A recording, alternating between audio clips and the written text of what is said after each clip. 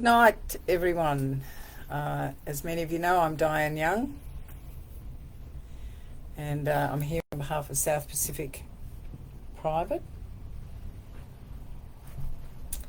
And tonight we're talking about bullying, how our past impacts our present. And while we're just settling, as people are logging on, I'd like to acknowledge the Gayamagal people, the traditional owners of the land upon which the hospital rests and where we work. And I paid tribute to elders past, present and emerging. I'm just going to wait a little minute while people log on. And as many of you know, we do record this, so if you can't stay for the whole 30 minutes, you're welcome to log on anytime and have another listen.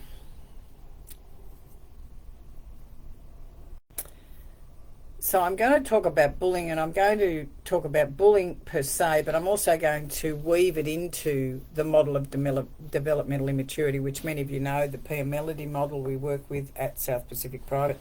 So if you've ever been the target of bullying, you'll know firsthand how damaging it can be, and whether it occurred during your formative years at school or at home when you were little, within friendship groups or in the workplace, bullying can have long-lasting implications for our mental health.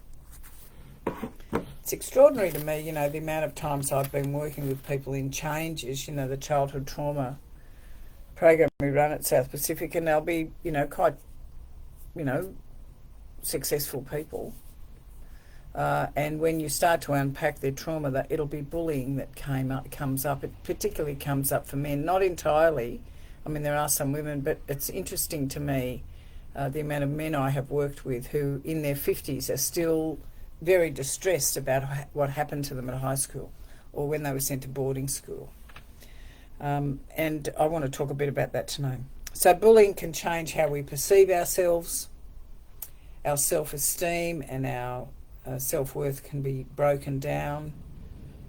And to cope, we can often be in that state of fight, flight, freeze. And we can develop people-pleasing tendencies, which is when we fawn. So we're actually going to talk about all that tonight. And it's a very interesting topic. So I thought, as is my way, I thought I'd talk a little bit about a couple of clients that I've worked with. And, one's a client and another one's an actual friend. And the client I want to talk to you about is the one who, as a young prepubescent boy, primary age boy, is bullied at school. And he's bullied by one main young man, but the young man has elicited an audience. And so this particular boy gets bullied. He may get pushed, certainly called names.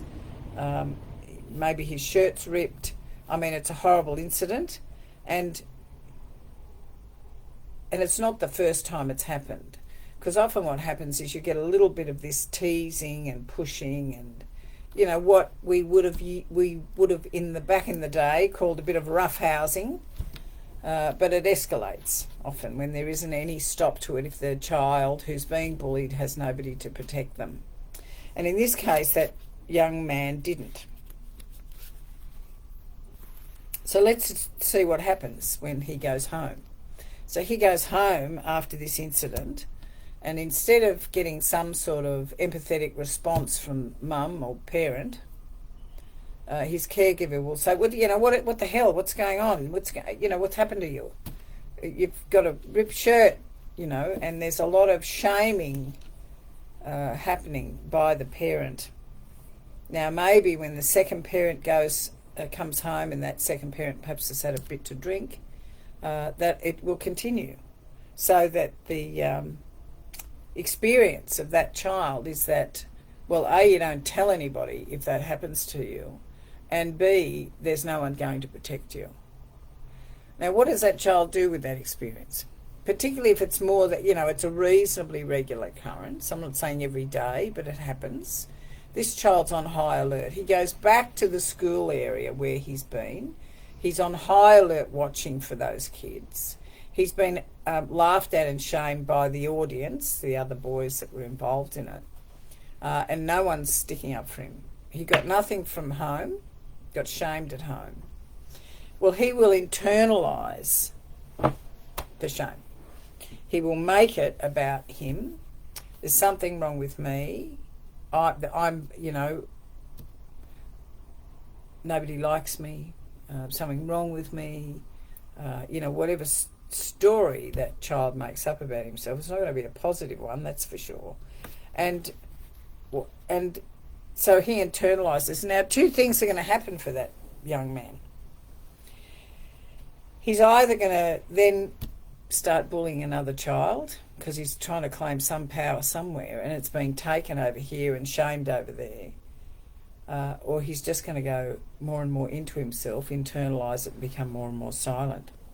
So he's got no validation. And as he grows up into adulthood, he will, without even realising it, recreate experiences that as an adult reinforce that dreadful sense of low self-esteem and dreadful sense of I as a person am not worthy of being treated with respect. I often say to clients when we're talking about, and I'm going off topic, I mean, I do this sometimes, that, kids who are really badly abused in and out of the home, and this is a form of emotional, physical abuse. It's also spiritual abuse because it denies our right to be who we are. What you find is that kids or adults will say to me, it's like I was walking around with a sticker on my head saying, abuse me, abuse me, abuse me. I say, no, you're not walking around with a sticker on your head saying, abuse me. You're walking around with a sticker on your head saying, no one is protecting this child. And so what happens, because there's no protection for you at home, no one's standing up for you, then you will internalise it and make all of their behaviour about you. And so, in the codependency world, we talk about carrying the shame core, and that's what starts to happen. And many of you know, there's 8 emotions, that's all we've got. One of them's shame, and the toxic level of shame is worthlessness. So if you're experiencing something in your adult life where you feel like you're being bullied and harassed, and you go to that space of feeling worthless, my suggestion would be to you that it links back to something in your past that needs to be addressed, and there may need to be, for you, some therapeutic intervention to start to navigate that and reclaim yourself. When working with clients in changes, often, we do a lot of shame reduction work, but one of the other things that we often do is say to the people who have abused us, and I take back my power from you, the power you took from me when you abused me. And I think it's very important, because if we're going to work on that internal dialogue, which tells you, you're worthless, you're not of any value, people don't like you, you feel excluded from things. I mean, whether you're excluded or not's not the point. The reality is your experience of being in that setting is that you will feel excluded and feel less than. So we then dovetail into the self-esteem, and you know this because when we are in a family system and we are valued for being who we are, that is, you've heard me say it before, I stand upright and breathe in and out, and I'm of value. I don't have to get an A in maths or be captain of the cricket team or look after my siblings or keep my room tidy. I actually have inherent worth because I stand upright and breathe in and out. I'm a human being on the planet. And when we're not given that, we will not learn healthy self-esteem, and we will fluctuate between less than and better than. And a lot of kids who experience bullying sit in the less than category. And it's a painful place to live from. It's not like we've got, any sense of our own worth. And very quickly what we'll do is we start to, zip up our feelings. That's what I say, zip them up, and then we sit in better than. And better than is when the child who was bullied, who had no support, was shamed by the parent, belittled by others in that school system, who witnessed the bullying and did nothing about it. They will often go to better than. That's when they'll bully other kids. The second person I wanted to talk to you about, and it's in direct contrast to this client, was somebody who had a very similar experience, was bullied on the way home from school by a bunch of kids that were older than him at school. And what happened to him was he came from a totally different family system. So when he went home and his shirt was ripped and he'd been, had a bit of dirt on his face and, they'd been quite rough with him, he had a parent who said, "Oh my God, what's happened to you?" who allowed him to cry, was hugging, so he had some tender touching, who listened to him, who helped him regulate himself, who's explained that this was not about him, that those kids were probably experiencing something similar at home, that they just happened to pick on him because he happened to be in the wrong place at the wrong time. And so he gets a lot of extra love and support. And then when the second parent comes home, same thing. So there's a lot of validation for that child. Do you want us to go and speak to the school? Should we take some action, speak to the parents? What do we need to do? Now, we're not getting the child to say yes or no to that, but we are giving them the option to understand that we will take action to protect him. And what we talk about it being the empathetic witness. Those parents are being empathetic witnesses. They're sitting with the child, they're understanding that this is a really horrible thing to happen and he needs to be able to navigate his way through the emotional wreckage of what's happened to him and the physical wreckage of being belittled and humiliated in front of his other friends. So in that instance, the self-esteem is validating. It is not about him. It is about them. This is explained to him. His boundaries, it's like you begin and end here. Hurt kids hurt other kids. This is about where are they coming from, not where are you. You're not the cause of their bad behaviour. So we sort of normalise, perhaps even share with our child, well, something similar happened to me and this is what happened and I felt better about it, or, there's some sort of recognition that this happens not only to him but to other people and may have even happened to one of his parents. So we're bullied not for who we are but because of the other people. Now, as we go on in adulthood, I said earlier, we may recreate experiences as adults where we're in, corporate settings, work settings, relationships, communities, where we're feeling the same way. And I just want to talk about this for a bit because it can be a trap. We can actually go back to that space in ourselves. If we were bullied and not nurtured through that, we have some sort of similar experience in our adulthood where someone's being a bit mean, being a bit insistent, picking at us, belittling us, not being respectful even, something as simple as that, in our work situation, cutting us off when we're talking, taking ideas that are ours and presenting them as theirs. Now, isn't that one that we've all had to deal with? And if our reaction, if our emotional reaction to that is similar to what happened to us when we were smaller, that I'm not good enough, I can't step up, I don't have support, then it may well be that we've been tapped into a very old wound and we need to get some therapeutic help with that. This is emotional abuse that's carried from our childhood and it will be recreated. Often, people who know me say, what lens am I looking through here? Am I looking through a lens where I see your behaviour as belittling me? And if I'm actually doing that, where are my boundaries? Am I able to speak up for myself? Do I need to go and talk to a professional? Do I need to talk to a close friend about it? If you're in the profession that I'm in, do I need to unpack it with a supervisor? So always to be talking about these things so they don't fester. Because the worst thing we can do with any of these emotional experiences, push them down so they come out sideways. So instead of setting up a meeting with your boss to talk about how you might work more effectively together, what you do is you push it down, and then when you get home, your poor old partner cops it.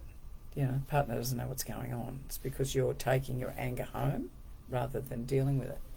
Now, Millie Molly Mandy, hello, nice to see you. It also feels like some of them can smell you and you're a bit different, and then the bullying. I agree, and I think this is when I talked about the, this, no one is protecting this child. I'm sorry, I shouldn't be smiling. No one's protecting this child. It's like if we don't go back and unpack that and put that to rest, we will carry that in to our adulthood. And you know how much of our communication is non-verbal. So if I'm not protected as a child and I've never unpacked it and put it to rest, then I'm going to go into situations where no one's protecting me as an adult either. What are the 8 emotions? Diana? Love, joy, shame, guilt, fear, loneliness, pain, and anger. Thank you. I just need to look at my colleague to remind me because I nearly forgot.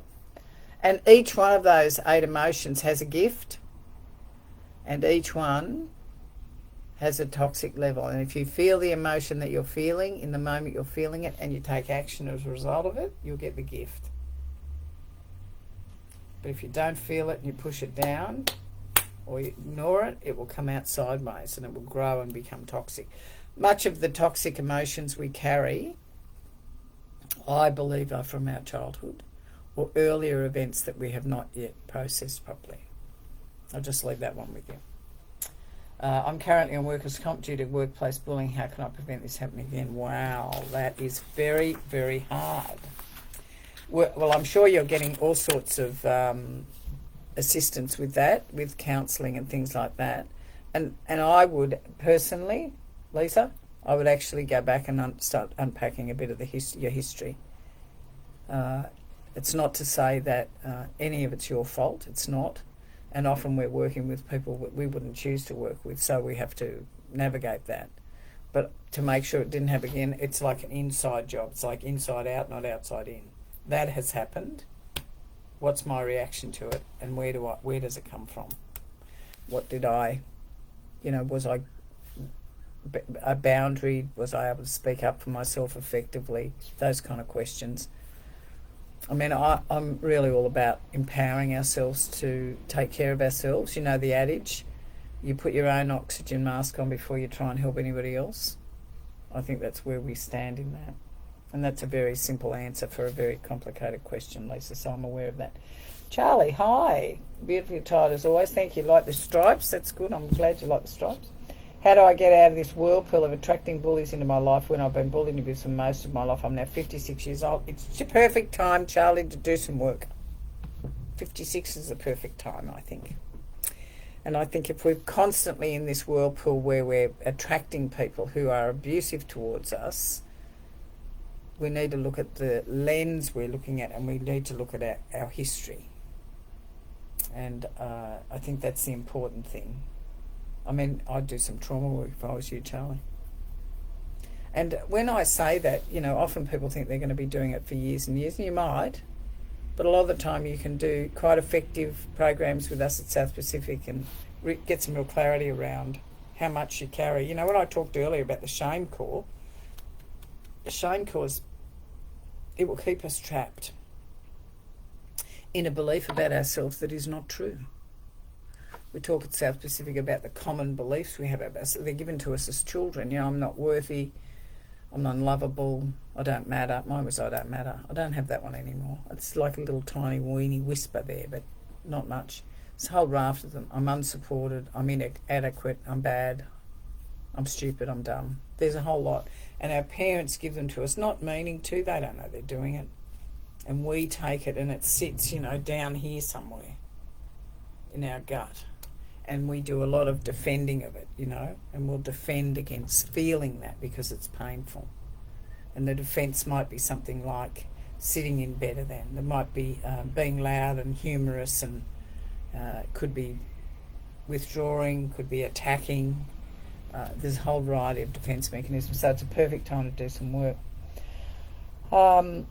Love the glasses, Ben. Thank you very much. Like those, that's good. How can I respond to an attack without getting pushed back in an argument from a person close to me?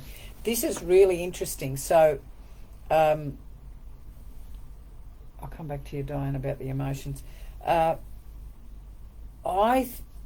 of the belief, Louise, that sometimes when we're in relationship with someone who's going to attack us for trying to change our dance steps with them, we have to practice how we're going to communicate with them, and we have to be prepared for the fact that they will sometimes push back. And if they start to push back, it may be appropriate at some point. And I don't know if you're living with this person where you have to take yourself out. It's like, I don't want to actually get into a World War III about this. I'm going to go for a walk now and I'll come back. I'd like to talk about this when you can't. There's ways and ways and ways of doing it. It's South Pacific. We talk about, share with clients about sharing a reality. And so that what it is about, how is it for me to be in relationship with you? When you do something that upsets me, what do I do about that? And it might be something simple like, I'm sharing with you not because I'm calling into question your value to me as a human being. I love you and I want you in my life. But I need to share with you the struggle I have trying to be in relationship with you when you do whatever it is. So when I see you, hear you, feel you, experience you do X, I make up this about me, that I don't matter, and I feel anger about it. So, we've learnt how to start to have those difficult conversations. And sometimes if it's really hard, you may have to have a therapist in the room while you start to do it. But it is possible to transform things.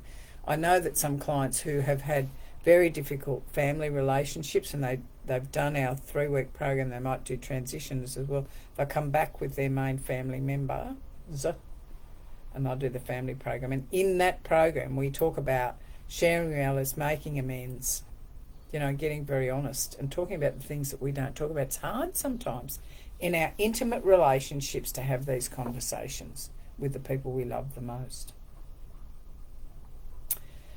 I think Diane wrote earlier about emotions and doing something about them. That's a good point. We'll take that on board because I think they're extraordinary. Once you see what the emotions are, what the gifts are, and then what the toxic levels are, you start to recognise them in your life. And when you start to go, so for example, the classic one I always use is, if you get angry about something and you don't say anything, you stuff it down, it will come out sideways as rage further down the track, probably inappropriately when it's not a good time for you to be angry. If you feel the anger in the moment you have it, it's like the gift is strength. So you'll get the gift to speak up or say something, or even just take care of yourself, walk away, whatever it is. Very empowering to understand your emotions, feel them, own them, and then learn from them. Lisa, I spoke up. The women denied everything. An investigator found them guilty. I'm not going back. I will retrain and get a new job at the age of 56. I'm so tired of loads of counselling and now on a meds change. Well, good on you, Lisa. I got to tell you, I think a little bit before 56, but not too much before, I retrained in this world, thinking I'll go into semi-retirement and I'll work 2 days a week. Haha, that was a joke. Didn't happen. I'm more busier now than I was before, running a publishing company. So I think, go you. And I understand you're tired and that emotional toll is extraordinary. So, Katrina, what's the best way to deal with an ex-partner who's abusing by proxy so that other people are doing the undermining don't know they are being set up? Katrina, boundaries, man. I don't know if there's kids involved in that. Sounds like there might be. But, that the words that scream out to me in your question is ex-partner. It's like you don't have to make him right or wrong. The other thing I will say to you, and I'm hearing what you're saying to me in this question, or the way you're sharing, and thank you for that. he wants to make you wrong. He makes himself right about everything, so you're wrong. Don't enter the debate. It's like, don't enter the debate. Now, it's easy for me to say that if there's children involved, you may have no choice about that, but I hear you very much. And I also understand that with the fullness of time, because I've been on the planet long enough to know this, in the fullness of time, the truth comes out. And those people who are sort of supporting him or whatever, believing him or believing his side of the story, eventually they see it. And the reality is, Katrina, it's more about what you think about you than what anybody else thinks about you. And I know that that's hard. I know in my own recovery, when I got to a point where what I thought about me was more important than what you thought about me, I walked into freedom. So empowering. And I will say this about boundaries. You know, the only people who object to you setting boundaries are those who benefited from you having none. So you start trying to change the dance steps in a relation, set boundaries, you get pushbacks because they don't like it. Right, have also recently had static ganglion. It's worked, right, great, okay, good. Yes, I do step back, done heaps of work, but family has not. I don't live with this, thank you. Have been 3 years with you, love your program. Beautiful, thank you very much for that. It's hard when the family doesn't do any work, because we start to talk a different language and they just think we're talking psychobabble. They don't know. But I'll tell you something they do. They watch us. They watch what we do. And as you come out of, as the phoenix rises, and you will, they'll take notice of that. Trust me on that. Love you to being a human element to this. Thank you, Millie, Molly, Mandy. And Jess, how do I deal with a family breakdown, losing contact with my nephews who I had an amazing relationship with? I miss them, but I was treated awfully and bullied and have been by their parents for years. That is very painful if you've lost contact with your nephews. And I often say to people when this happens, and it happens a lot, unfortunately, and it's very painful because the kids become collateral damage and your relationship with them does too. It's often the way of actually just staying in touch as much as you can, birthdays, and, it comes around. It does come around. Katrina, thank you. Fullness of time. Truth is coming out. It's hard. I appreciate responding. Yeah, thank you. Boundaries, yeah. They're so important. P. Melody always said, if you can get on top of your self-esteem and boundaries, you're more than halfway there to recovery from codependency. I've been talking for a long time. I'll just take a few more. Is a good book on boundaries. I only know the Dr. Cloud one. Dr. Cloud is very good. I mean, look, I think any of Pia's stuff is good. Facing love addiction, facing codependency. But there's quite a number of people who've written on this now. Tiana Dayton from the Meadows does quite a lot on adult child stuff, and that always has a lot on boundaries. Sounds like my ex-husband, he abused me for 20 years. He never hit me, but he broke me, yeah. And can I say, Charlie, when my clients say I feel broken, and I understand that feeling, I often say to them, could we change the word to wounded? Because wounds can heal. But if we're broken, it's like we feel like, I always used to feel like I couldn't heal. But if I'm wounded, well, a wound can heal. But sometimes it's the manner with which I speak about myself and my history too. I'll just share that for what it's worth. Okay. I think we may be nearly coming to an end. I just wanted to...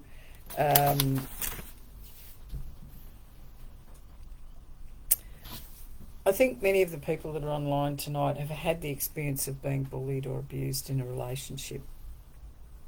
And I think there's nothing more painful when we end up in an intimate relationship with someone we decide to trust, we take that leap, and then it turns on us. And I'm going to suggest that a lot of the time we don't see it coming. And we don't see it becoming, well, in my own experience, I never saw it coming because I've painted the red flags green. And I don't do that anymore. And I don't paint them green anymore because I think I'm worth more than being in that situation. So bullying certainly can be, it's physical, it's mental, it's socially threatening, it certainly can include intimidation, threats, exclusion, verbal and physical abuse. Harassment is often a one-off, and it offends us and it intimidates us. But harassment's an element of bullying, but bullying is one up from that.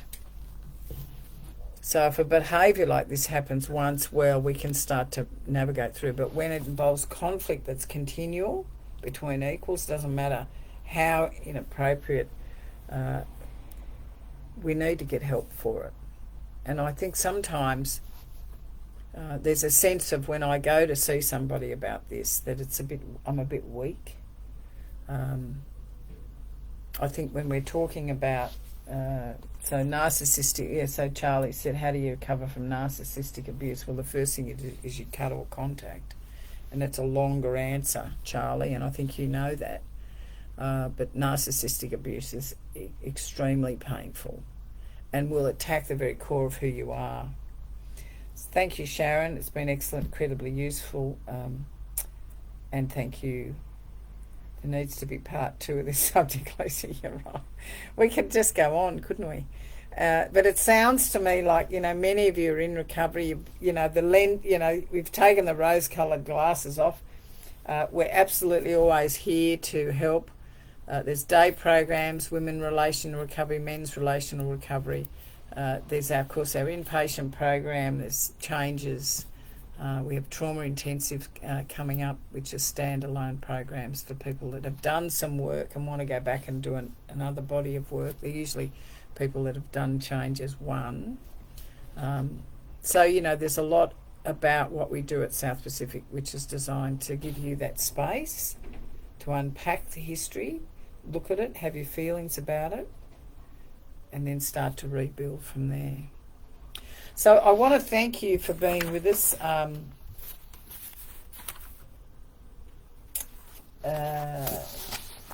So amazing, confused by the transmutation of your response to others being crap seems like magic. I mean, faith in yourself in the process, that's right. Thank you, Jess, and thank you everyone who logged on tonight. This is recorded. It will be on the South Pacific YouTube channel, probably tomorrow, I guess. But just be mindful that if we're constantly in that situation where we're feeling bullied, we're feeling intimidated, and we're feeling worthless, it probably has a big connection with our history, and we have an opportunity to actually unpack the threads of it and have a deeper look with people who are very experienced at holding you while you do that, and starting to move forward from it. So I hope tonight has been helpful, and I want to thank you all for logging on. If you have any questions, you're welcome to ring South Pacific I think you can ring on a 1-800 number tonight. And the intake team, who are extremely experienced, talented women and men, will be there to take your call. If we can help you, we would like to do that. Take care of yourselves, go gently. The best is yet to come, as they say. I believe that for all of us. So thank you very much. And we'll see you next time.